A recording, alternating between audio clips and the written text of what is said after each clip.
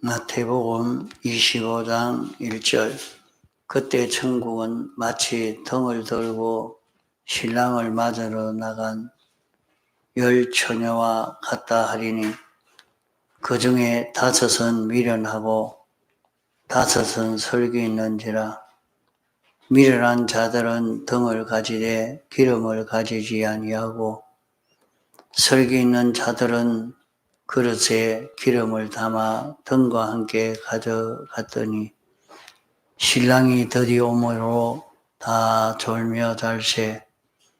밤중에 소리가 나되 보라 신랑이로다 맞으러 나오라 하매 이에 그 처녀들이 다 일어나 등을 준비할세. 미련한 자들이 설기 있는 자들에게 이르되 우리 등불이 꺼져가니 너희 기름을 좀 나눠 달라 하거늘 설기 있는 자들이 대답하여 가로되 우리와 너희 서기에 다 부족할까 하노니 차라리 파는 자들에게 가서 너희 설 것을 사라 하니 저희가 살아간 동안에 신랑이 오므로 예비하였던 자들은 혼인잔치에 들어가고 문은 닫힌지라. 그 후에 남은 처녀들이 와서 가로되 주여 주여 우리에게 열어주소서. 대답하여 가로되 진실로 너희에게 이르노니 내가 너희를 알지 못하노라 하였느니라. 그런즉 깨어 있으라. 너희는 그날과 그 시를 알지 못하느니라. 여기에 이 말씀을 잘 아는 그런 말씀입니다. 그러나 이 말씀에서 오늘 우리가 실행해야 할 그 일이 무엇인지 바로 깨닫고 이 구원을 이루어갈 수 있도록 해야 되겠습니다. 그때의 천국은 이 천국은 어떻게 되어지느냐? 천국을 이루는 그 방법을 그 비유로 이렇게 가르쳐 준 것입니다. 그때 천국은 이제 이 천국이 어떻게 되느냐? 등을 들고 신랑을 맞으러 나간 열 처녀와 같다 이렇게 말씀을 했습니다. 그저 우리가 생각하기로 천국은 우리가 죽어서 하늘나라 가는 그 세계가 천국이지 하고 이렇게 천국만 생각하면 안 됩니다. 천국은 신랑을 맞으러 나간 열 처녀와 같다 이랬습니다. 처녀가 신랑을 맞아서 이 혼인하게 되면 어떻게 되느냐? 지금 세상은 너무나 변질이 되어져서 이것을 가지고 비유를 해도 잘 깨닫기가 어려운 그런 말씀입니다. 처음 하나님이 사람을 만들었을 때 아담 혼자뿐입니다. 아담 혼자뿐이었는데 아담을 돕는 배필을 만들기 위해서 잠을 잘 때 그 갈비뼈로 사람을 하나 만들었는데 그 사람이 하와입니다. 그래서 그를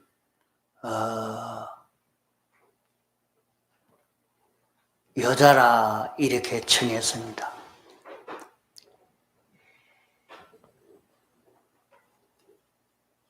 어떤 이단은 아담 하와가 에덴 동산에 있을 때 동침을 해서 낳은 사람이 있는데 이게 외계인이라 하면서 아주 황당한 그런 말을 합니다. 그러나 에덴 동산에 있을 때는 동침이 있은 것 아닙니다. 동침하여 여자가 아이를 낳는 것이 아니고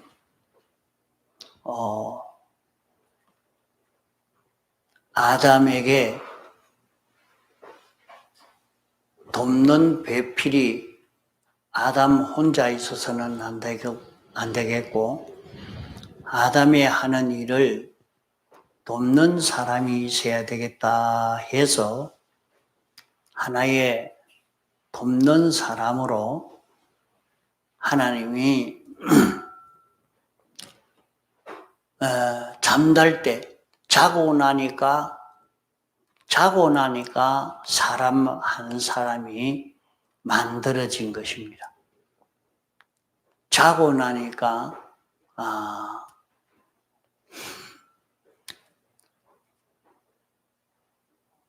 아담의 뼈로 한 사람이 만들어지고 거기에 살로 채워졌다 했습니다. 거기에 남자가 잉태를 해서 아이를 10달을 베어가지고 이렇게 사람이 만들어진 게 아니고 말입니다. 자고 나니까 한 사람이 만들어졌어요. 사람이 만들어지는 사람이 생육하는 그런 방법이 번식해 가는 방법이 자고 났는데 일어나고 보니까 거기에 사람이 또 생겨지고 이렇게 번식되는 그런 방법이란 말입니다.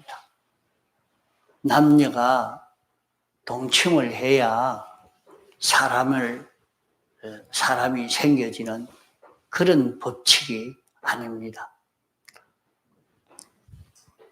이렇게 사람이 생겨지는 법칙이었는데 이때 남자와 여자의 관계는 돕는 배필로, 돕는 사람으로 이렇게 되어 있고 남녀가 동침할 수 있는 이런 사람으로 되어 있는 것 아니고 아담과 하와는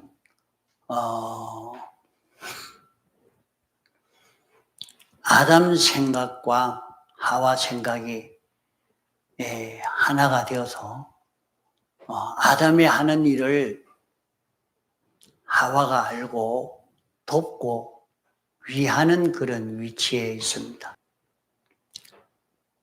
또 아담의 모든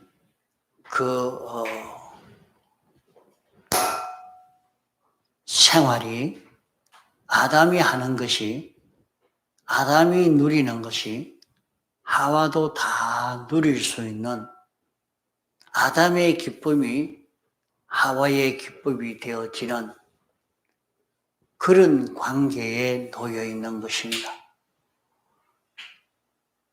그 관계에 있을 때의 사람을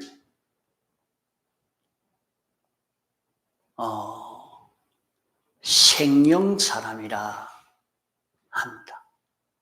생명사람으로 살 때였습니다. 생명사람으로 산영으로 산 것입니다. 이러니까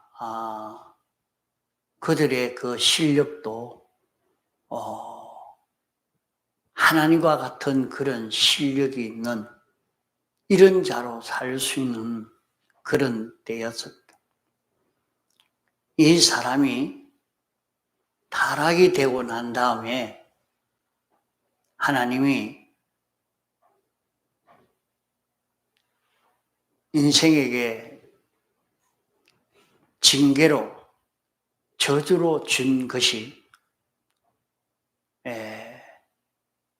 여자가 잉태하는 고통을 더하도록 한 것입니다.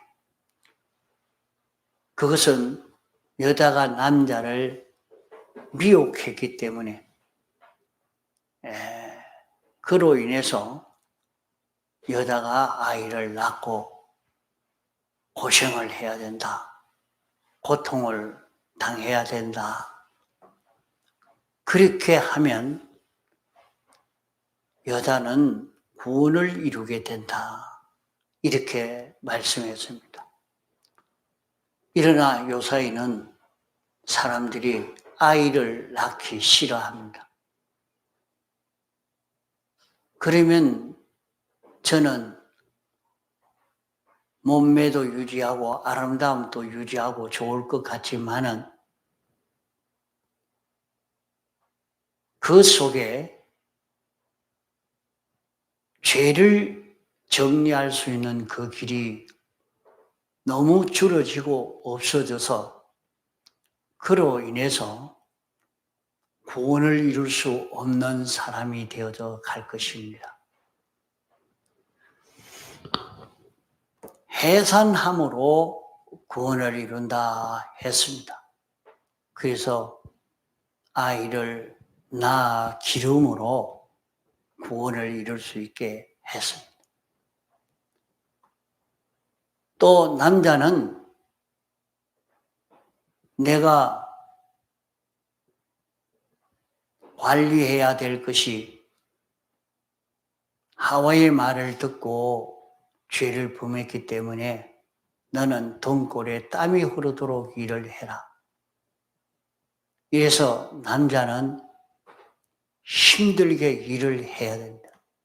일하지 않는 남자는 안 됩니다. 일을 하지 않으면 안 됩니다. 아주 힘든 일을 다 감당하면서 거기에서 구원을 이룰 수 있게 한 것입니다. 그 이후에 타락 이후에 이 하나님이 그 저주로 온 것이지만은 아이를 낳는 그것이 또 축복이 됩니다. 아이를 낳음으로 구원을 이루게 되기 때문에 큰 축복이 되어지죠. 이렇게 생겨진 것이 결혼의 제도인 것입니다. 결혼의 제도를 통해서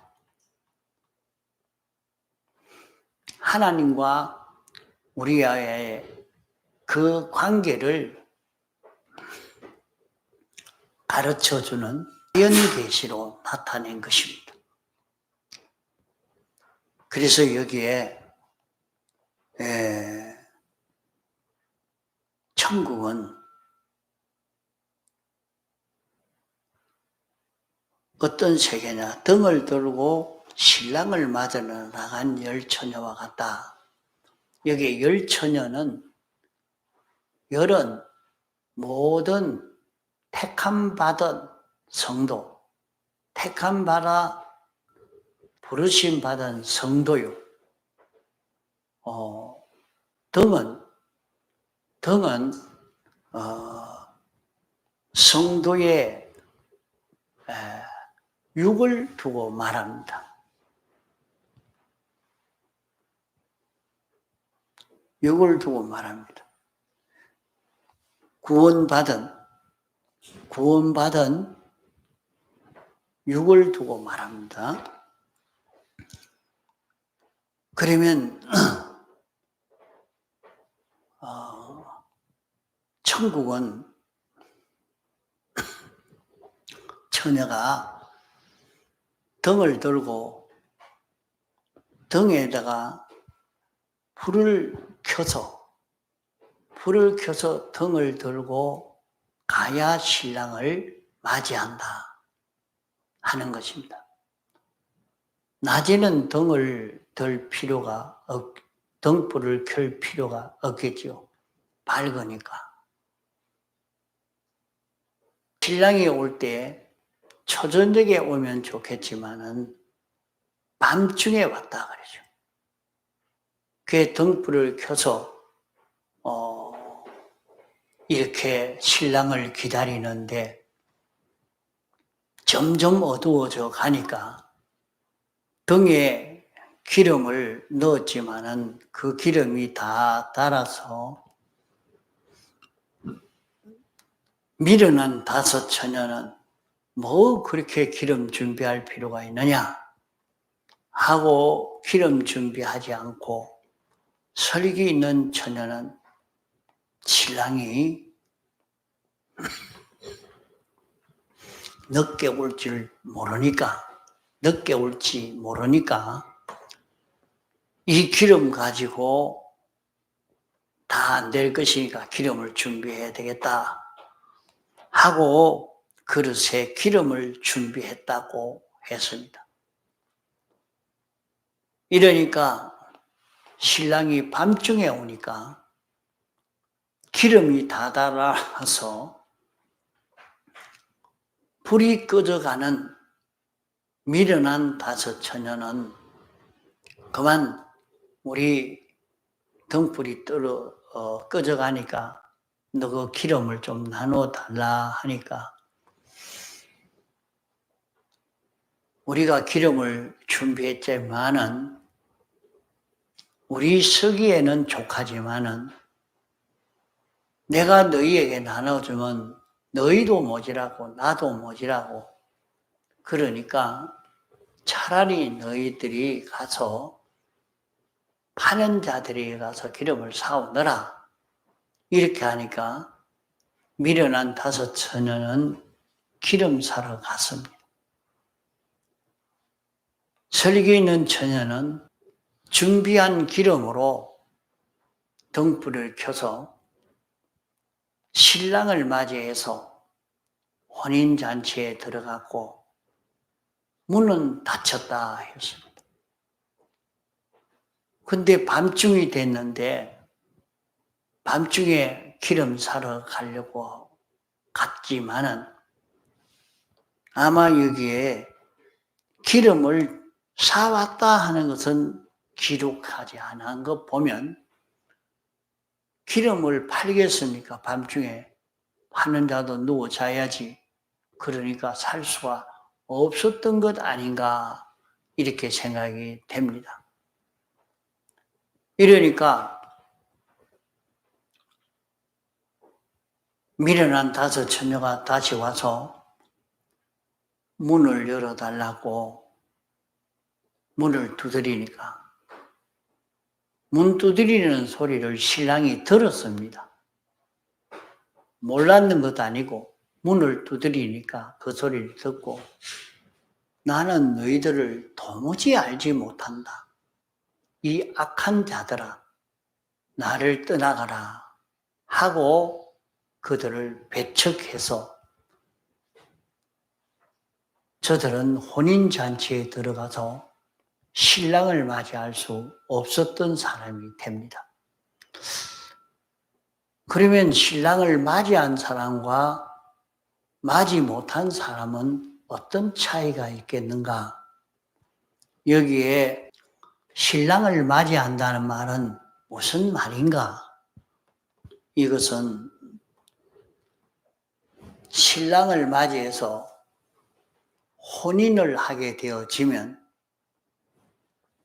혼인이 되어지면 아담 하와가 생령 사람으로 살 때 혼인되어진 것은 그들이 동침함으로 자녀를 낳는 그런 상태가 아니고 자고 나면 옆구리로 아이 하나 만들어 나오고 하니까 그렇게 힘든 것도 아닙니다. 그런 관계가 아니고 아담 하와는 한 몸이 된 아담 하와가 됐는데, 그러니까 아담 생각이나 하와 생각이나 생각이 같지요. 소원이 같지요. 동거동락을 하는 이런 관계입니다. 그 아담이 누리는 모든 것을 하와도 다 누리고, 아담이 가진 것을 하와가 다 가질 수 있는 그 관계입니다. 그래서 혼인을 하게 되면 요사이는 처녀 집에 가서 살아야 된다. 처녀에게 가서 시집을 가는 게 아니라 이제 남자가 여자 집에 가야 된다. 이렇게 하는 식으로 지금은 말하지만은 그것은 완전히 타락이 된 것입니다. 지금은 다 타락이 된 것입니다. 이렇게 저렇게 살 수 있겠지만은 실제 결혼을 한다는 것은 남자에게 가서 남자와 하나가 되어 사는 그 걸음을 걷는 것이 있고 결혼인 것입니다. 성경이 가르치는, 성경이 나타내는 그 결혼이 무엇인가, 이것을 알고 여기에 맞추어 살려고 하지 않고, 지금은 타락되고 변질되어서 이것이 다 바꿔진 세상입니다.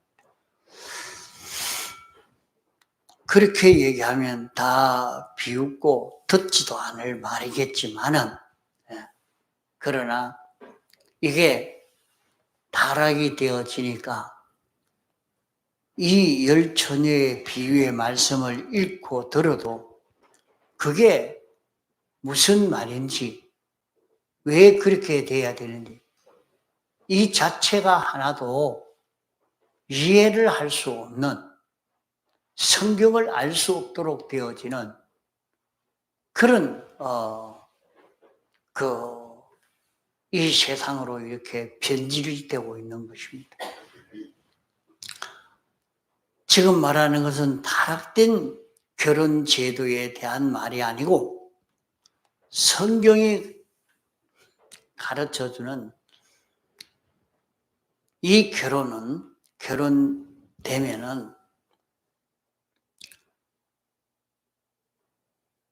남편이 아내의 모든 것을 책임져 주는 겁니다.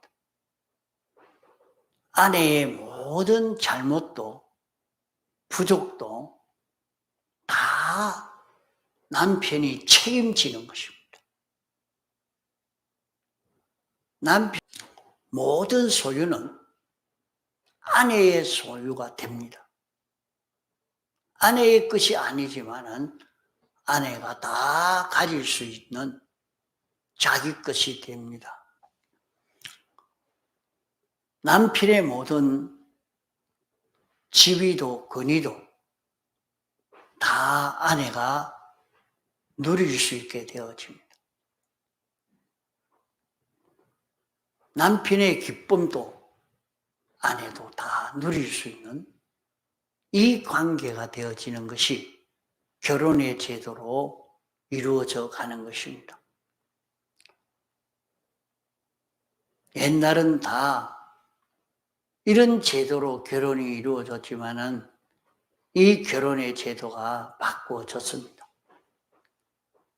성경을 바로 깨달아 가려고 하면 성경이 가르쳐주는 결혼 제도에서 깨달아 가야 이것을 이해할 수가 있는 것입니다. 그러면 열 처녀는 우리 성도를 말하는데 신랑은 주님을 말합니다. 주님과 혼인하는 것입니다. 그러면 우리 모든 사람이 주님과 동침한다는 말인가? 아니요. 그건 동침하는 그런 것이 결혼이 아닙니다. 그것을 말하는 건 아닙니다. 여기에 주님과 혼인되어지면 나는 주님의 겉되어집니다. 주님은 내게 대해서 다 책임을 져주십니다. 주님의 것은 다 내 것 되어집니다. 주님과 동거, 동행, 동락을 이룰 수 있게 됩니다. 주님 생각과 내 생각이 하나로 일치가 되어서 사는 이것이 되는 것입니다. 그러면 여기에 오늘날도 지금은 결혼은 했지만은 하나가 된 부부가 있고 하나가 되지 않는 부부가 있습니다. 지금도 하나가 된 부부는 생각이나 비판, 평가나 소원이 같으면 정말로 행복을 느낍니다. 참 재미가 있어요. 지금 또 부부가 똑같이 좋아하는 것도 같고 소원하는 것도 같고 취미도 같고 생각이 같게 되어지면 참 재미있는 아주 행복한 가정이 되겠죠. 이것이 단번에 되지 않습니다. 살아가면서 자기가 포기하고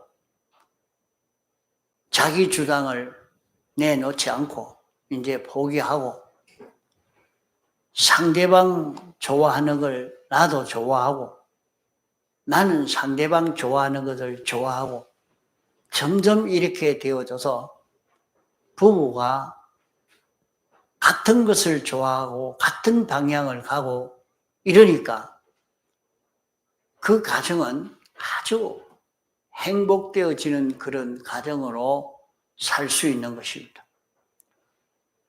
결혼했다고 한 몸이 되어지는 게 아니라 이제 한 몸같이 점점 되어가는 그 길을 걷고 있습니다. 그 두 사람이 삐뚤어진 것으로 하나가 되면 하나가 되어도 망하는 가정이 되겠죠. 옳은 생각으로 하나가 되면 행복을 누리면서 성공이 되어지겠죠. 이렇게 결혼을 하면 부부가 한 몸을 이루게 되는데 지금은 이게 비유가 이게 안 됩니다. 신랑 재산 따로 있고 신부 재산 따로 있고 따로 통장 가지고 있고 돈이 필요할 때는 서로 공동으로 내가지고 쓰자. 이거는 하나가 된 게 아니죠. 완전히 따로 사는 겁니다. 그저 짐승처럼 그래 하나가 되어 있지 한 몸이 되어지는 그런 결혼은 아직 아닙니다. 일생 동안 이것이 잘 이루어져서 한 몸이 되어지는 결실을 이루면 그만큼 행복을 누릴 수 있게 될 것입니다. 이러니까 점점 오래 살아가면서 서로 양보하고 이제는 내 주장대로 이래 해서는 안 되겠다 하고 다 양보하고 내려놓고 상대방이 그래도 원하는 대로 맞춰주려고 애를 써 갈 때는 그때는 나중에 정말로 남편 없이는 안 되겠다. 아내 없이는 안 되겠다. 이렇게 해서 그 가정이 아주 재밌는 가정이 되어져 갑니다. 가정을 이루어 보는 이게 있어야 이게 이해가 된단 말이에요. 이게 이 말씀을 들어도.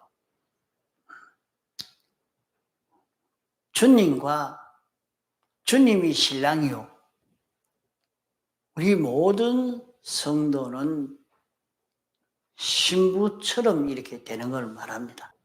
주님과 내 생각이 하나가 되고, 주장이 하나가 되고, 소원이 하나가 되고, 좋아하는 것이 하나가 되고, 지식이 하나가 되고, 능력이 하나가 되고, 이게 하나가 되어져 가는 것입니다. 여기에 열 처녀와 신랑이 혼인잔치에 들어가서 하나가 된다 하는 것은 우리 성도가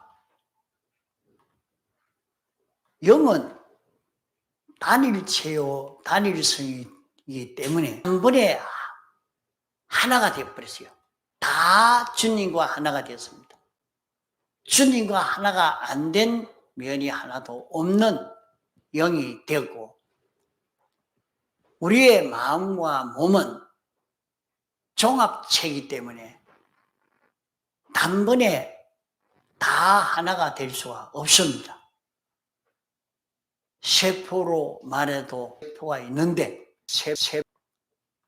이 세포가 생겨지고 얼마 가지 아니하면 이 세포가 죽고 또 세포가 하나 생겨지고 또 죽고 이렇게 되어져 갑니다.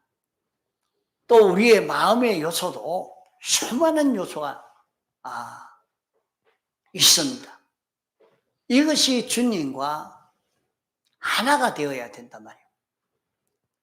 요 하나가 되는 것은 주님이 요 세포, 요 마음, 요 감정, 요 생각, 요것과 하나가 되는 것은 주님이 책임지고 주님의 그때고 주님 생각과 내 생각이 같은 생각이 되어지는 여기 하나가 이루어져 가는 이것이 이 세상에서 이루어져 가야 됩니다. 이것을 가리켜서 혼인잔치에 들어간다 하는 것입니다.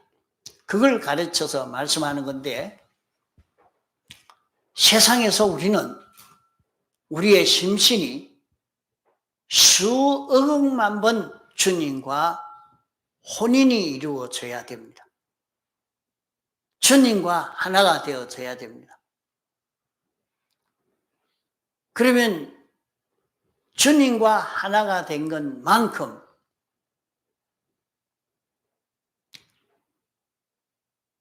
지금까지 사람에 대해서 좀 배웠는데, 하나님이 사람을 만드실 때에 피동적 존재로 만들었다 했습니다. 영은 하나님에게 완전히 피동되고, 하나님에게 피동된 영에게 우리의 마음이 피동되고, 영에게 피동된 마음에 우리의 몸이 피동되어 움직여지면 막바로 예수 그리스도가 내 영을 통해서, 내 마음을 통해서, 내 몸을 통해서 나타날 수 있는 이런 우리가 되는 것입니다.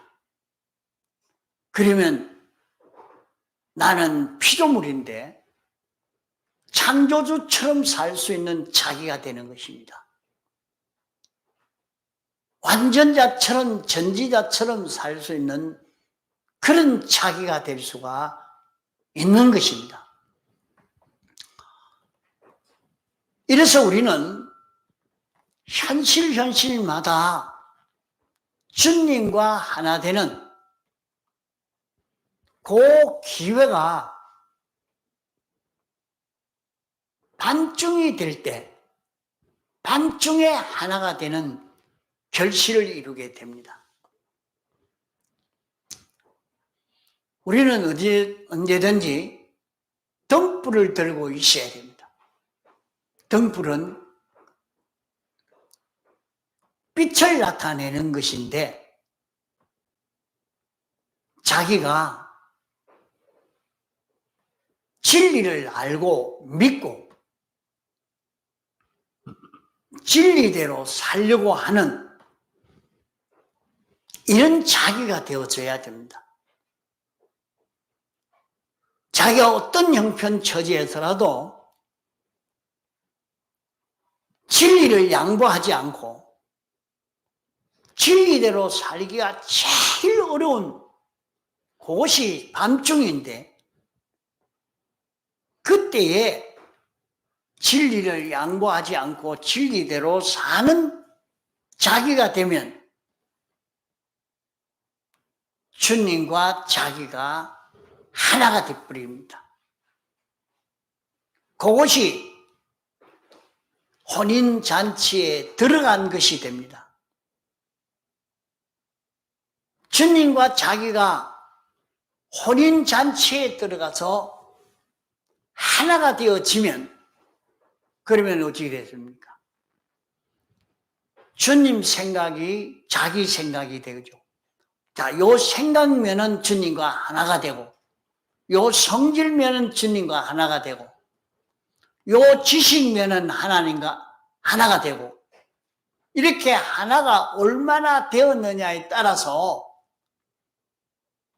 하늘나라의 실력, 하늘나라의 가치, 하늘나라의 대우, 하늘나라에서의 환영을 받게 되어지는 것입니다. 자, 우리가 세상에 사는 동안은 주님과 혼인할 수 있는 기간이다.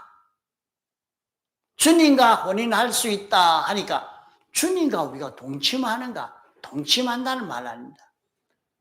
그것은 타락해서 인생이 변질되어져서 생겨진 그 일인 것입니다.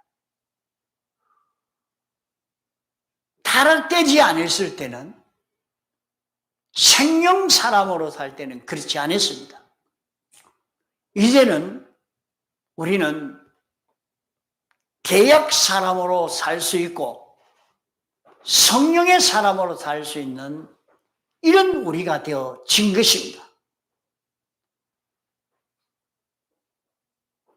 계약은 예수님의 사활의 대속 공로를 믿고 순종함으로 사는, 이것이 계약 사람으로 사는 것입니다. 계약 사람으로 살면 성령이 우리 안에 내조하시고 성령 따라 영이 움직이고 그 영 따라 마음이 움직여지고 그 마음 따라 몸이 움직여지는 요 사람이 되는 것이 성령 사람이 되는 것입니다. 이것이 주님과 혼인되어 하나가 된 자기인 것입니다. 이렇게 하나만 되면 외부의 모든 사람이나 모든 피조물이 볼 때 우리를 주님으로 봅니다. 우리를 하나님으로 봅니다. 이러니까 주님과 우리가 하나가 되었으니까 주님 받는 대우를 다 받고 주님 기쁨을 우리가 다 누리고 주님 영광을 우리도 다 누리는 이런 우리가 되어지는 이 성공인 것입니다. 이 성공은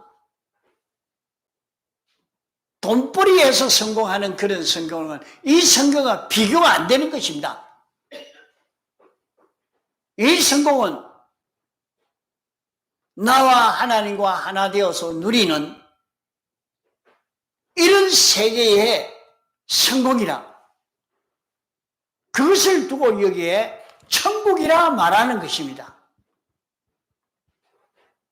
그때 천국은, 그때 누리는 천국은 주님의 소유를 다 내 것 삼아서 할 수 있고, 주님의 지능을 다 내 지능 삼아서 할 수 있고, 주님의 능력을 내 능력 삼아서 할 수 있는 이런 우리가 될 수가 있다 말입니다.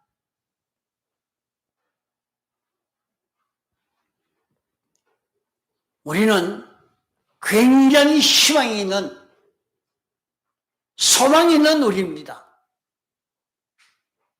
이러니까 이 소망을 향하여 달릴 수 있는 이런 우리가 되도록 해야 됩니다.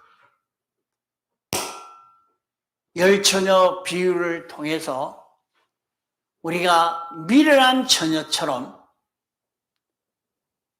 기름 준비하지 않아서 현실을 만날 때마다 내가 어떻게 해야 되느냐, 진리를 모르니까, 옳은 이치를 모르니까 그 진리대로 사는 자기가 되지 않으니까 그만 주님과 하나 되는 이 결실을 이룰 수 없는 것입니다. 그러므로 성경을 읽고 듣고 배워서 깨달은 진리를 찾고 그대로 사는 자기가 되어질 때 우리는 빛을 비출 수 있는 자기가 되고, 반쪽이 되어도 진리를 양보하지 않고 빛을 비추는 자기만 되면 주님과 혼인이 되고, 그 반증이 지나가고 나면 그 다음부터는 자기를 해치는 모든 박해나 어려움이 다 없어지고 그것을 다 이긴, 거기에 초자연의 능력의 역사를 체험하며 살 수 있는 이 길을 걸어갈 수 있는 것입니다. 여러분들 이 말씀을 이해하기가 참 어렵고 힘든 말씀입니다만은, 그러므로 주의 재림의 때에 불심판을 준비하는 이 준비가 하기가 어려운 것입니다. 그러나 여러분이 진리를 배워서 진리를 양보하지 않고 어떤 형편 처지에서도 진리대로 살려고 작정하고 계속해 가면 당장 죽일 것 같고 쫓아낼 것 같고 당장 굶을 것 같고 어려움을 당할 것 같지만은 반쪽의 절정을 넘어가면 그것이 없어집니다. 아무도 해하지 않습니다. 그는 주님과 하나 되어버렸기 때문에 이제는 평안한 길이 열려져 버립니다. 이러니까 우리는 등불을 들 수 있는 사람이 되어서 주님과 혼인이 되어져 갈 수 있도록, 주님과 내 몸이 하나가 되고 내 마음의 요소가 하나가 되어져 갈 수 있도록 현실마다 주님과 하나 될 수 있는 그 기회에 하나를 얼마나 이루었느냐에 따라서 우리의 천국이 얼마나 큰 천국으로 이루어질 수 있느냐, 그게 거기에 이루어집니다. 그 차이를 고린도전서 10장에 말씀한 대로 하늘의 별과 같이 바닷가 모래알 하늘과 그런 차이가 있는 그런 구원을 이룰 수 있게 되는 것입니다. 벌써 주님과 얼마나 하나를 만든 사람이냐, 만들지 못한 사람이냐, 이 차이가 하늘나라에서의 부여와 쾌락의 차이가, 능력의 차이가, 가치의 차이가 결정이 되어질 것입니다. 다 같이 통성으로 기도하시겠습니다.